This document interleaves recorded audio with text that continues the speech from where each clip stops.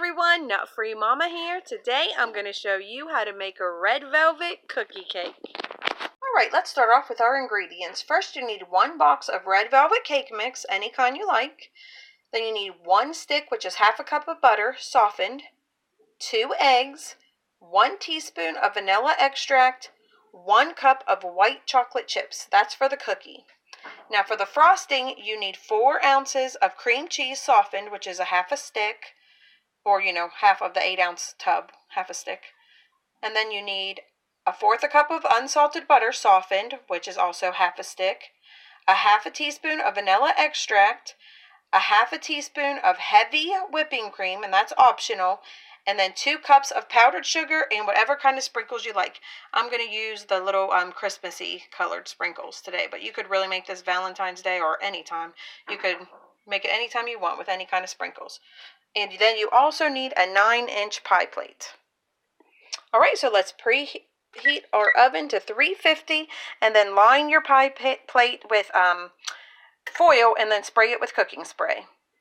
Okay, so first you want to go ahead and add your cake mix, your vanilla extract, your butter, and your eggs, and beat that with an electric mixer until it is nice and smooth and there are no lumps.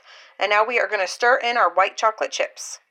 Alright, my white chocolate chips are added, so next I'm just going to pour this into my prepared pan right here and bake it for 23 to 25 minutes. Alright, mine is ready to go into the oven. This dough is really sticky, so it just, work with your spatula and you can spread it out pretty evenly. My cookie just came out of the oven, and I did have to bake mine about 5 or 10 minutes more than what they said. And it still felt a little jiggly, but the toothpick did come out pretty clean, so I guess it just sets up. So now we have to let it sit up here in the pan, in the foil, until it cools completely. But I will get started on the frosting.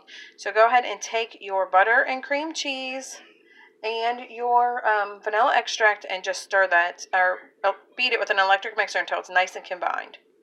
Okay, next I just added my powdered sugar, and I did that in 3 installments, stirring it really well in between. So now we are going to go ahead and mix in our heavy cream if you want to. It just gives it a great richness. It just adds great richness to your frosting. Okay, my frosting is all ready to go, and I just put it in a Ziploc bag, and I'm going to cut the end off and pipe it onto my cookie over here, which is also all ready to go. It did sink in quite a bit though. Let's see what happens. Okay, I just piped my frosting on, and I had a lot, so I was able to cover almost my entire cake. And I did remove it from the pan and put it into this serving platter, but I did not remove the foil because it started to break, and I did not want that to happen. So I guess I'm going to just let this sit for a couple minutes, maybe stick it in the fridge so it can harden up, and then see what Taste Tester thinks. All right, Taste Tester, have a little taste. Okay.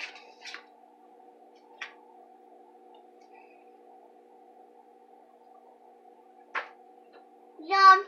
Yummy. Do you like it? Yeah. All right, everyone, come back and see us again. Don't forget to like and subscribe. Don't forget to like and subscribe. Bye. Bye.